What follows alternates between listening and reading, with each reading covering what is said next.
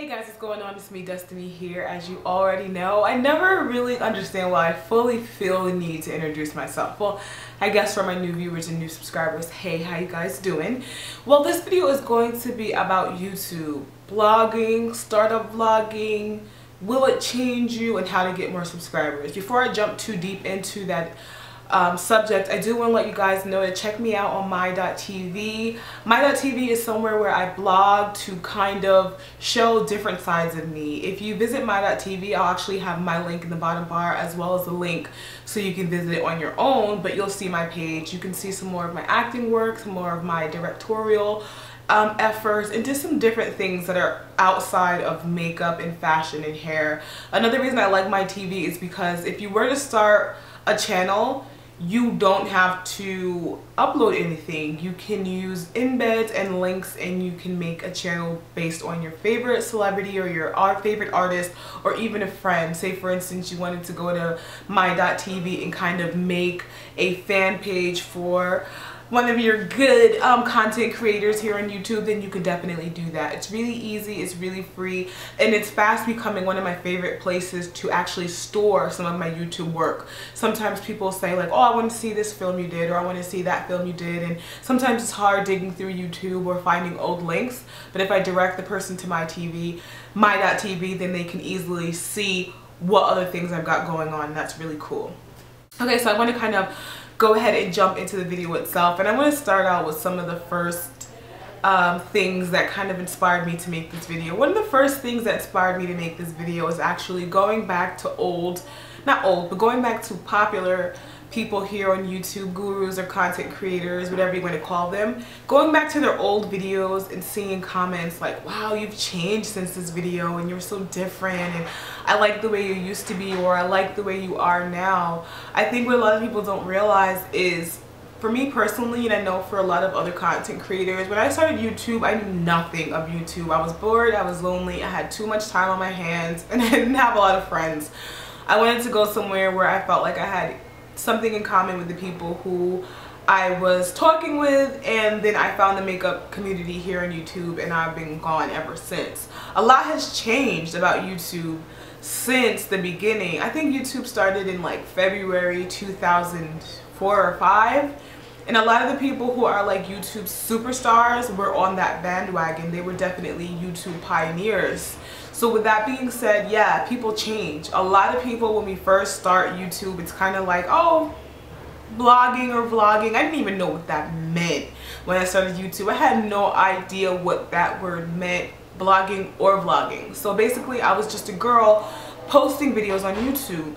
As opportunities come, as things change, as money enters the picture, as opportunities, travel, exposure, when all that stuff enters the picture, people change. I went from being just a girl on YouTube to a business owner on YouTube.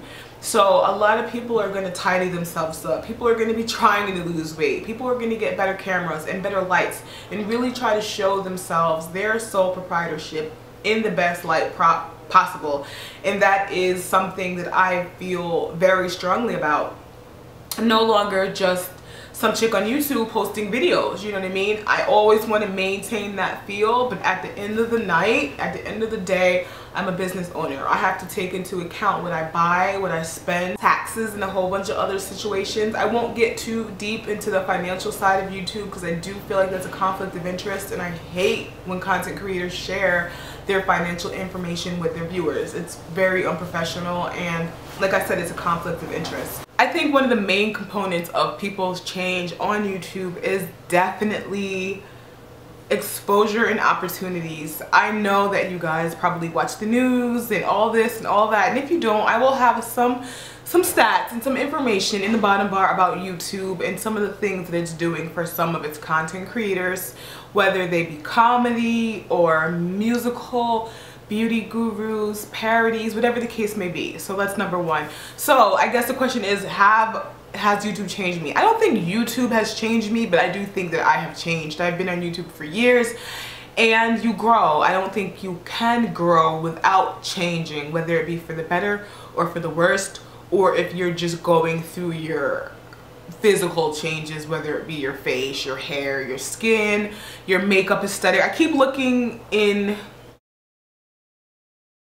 Another question I get is, how do you start YouTube vlogging? Well, the way I started was I was looking for a makeup product. I found it, and then I discovered the makeup community here on YouTube, so I was open. So what I did was I went and I got like a $70 camera. I put my back to the wall. I put my lights on either side of me. I put a table in front of me with all my makeup and then a mirror behind that table. And from there, I was blogging. And I think the only thing you really need to start YouTube blogging is an email account and then some type of web or digital camera. That's the least of what you need. As far as anything else goes, being super fancy and all that stuff, backdrops, you can use shower curtains, you can use regular curtains, you can use sheets, you can use paper, you can use clothing, you can use magazine cutouts. There's so many things you can do. As far as camera goes, you can go anywhere from a digital camera. You can use your cell phone camera. Some cell phones have really great camera, especially the iPhones and different Androids. And then you can also get like really cheap Sonys and different things like that from Target.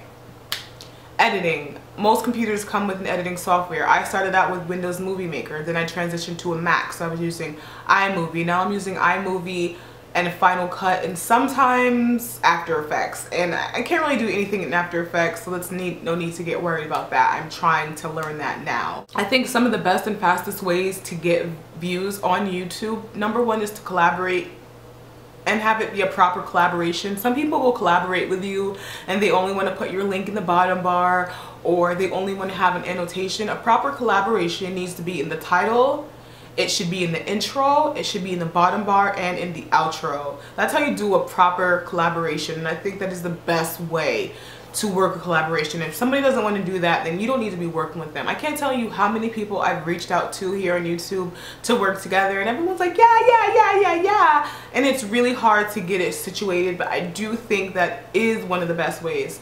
I don't want to say this is one of the worst ways, but this is one of the ways that will leave you feeling a little empty. Giveaways. I know I have lots of giveaways. Everyone has lots of giveaways. The thing about giveaways are you create circumstantial subscribers. A lot of people subscribe to you only to be a part of your giveaway. They never watch another video, they never comment on another video, and it's not because you suck, it's just because they wanted the free makeup, they wanted the free necklace, they wanted the free hair, and then they're gonna move forward. You know what I mean? So that's something that you have to kind of take up with yourself and see how you feel about that. I think contests are a good way, and it's different because you actually wage a competition.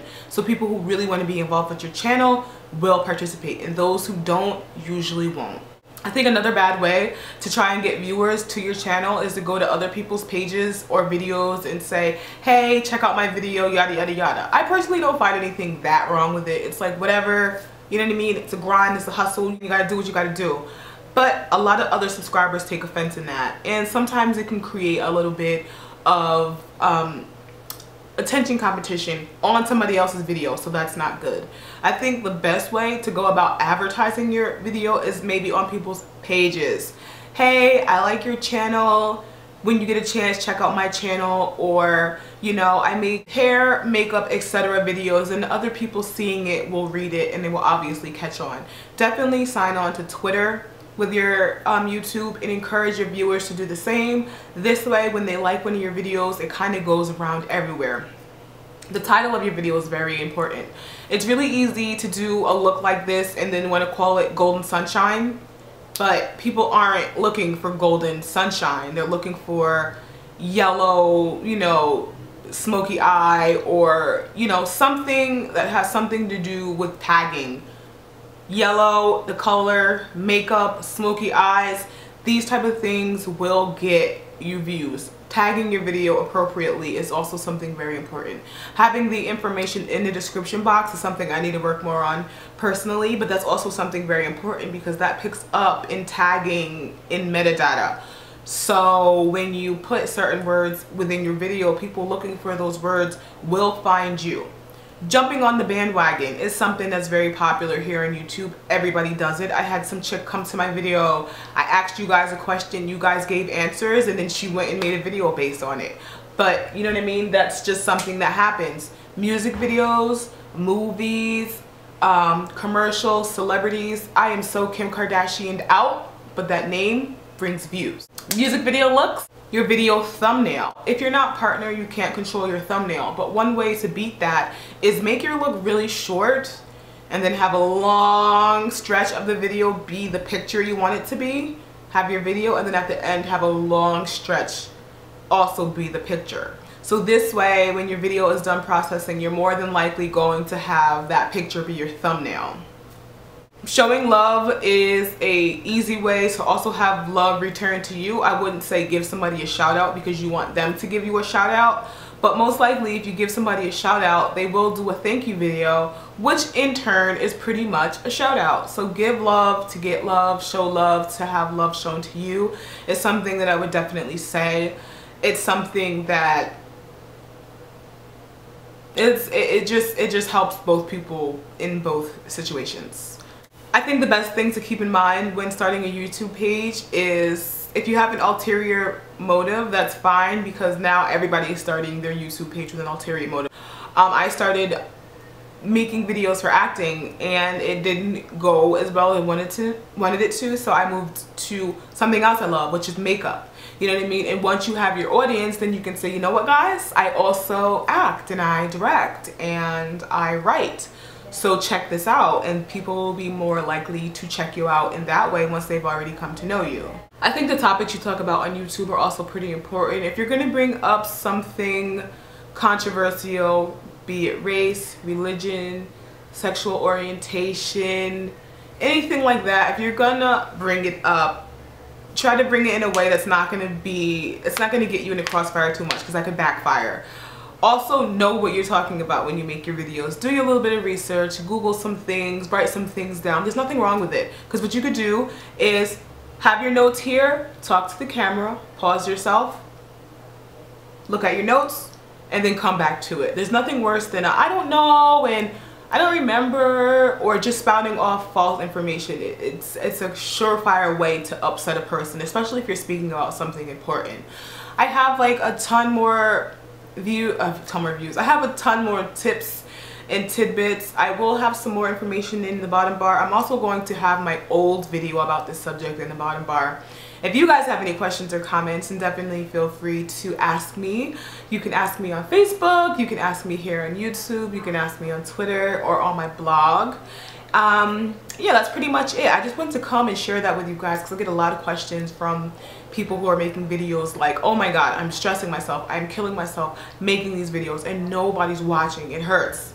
And it's going to be that way for a while. It's kind of like the process of paying your dues. People will come. You just got to keep making those videos like the world is watching. You know, don't get on the videos feeling defeated, because people can pick up that energy and they reject it. They reject false energy and negative energy unless you're attracting a whole bunch of negative people, and then your experience will just all be negative. Alright guys, and you don't want that. So I'm going to go ahead and get out of here. It's a beautiful day. I'm going to go get me some mint chocolate chip ice cream on a sugar cone, and see you guys later. Bye.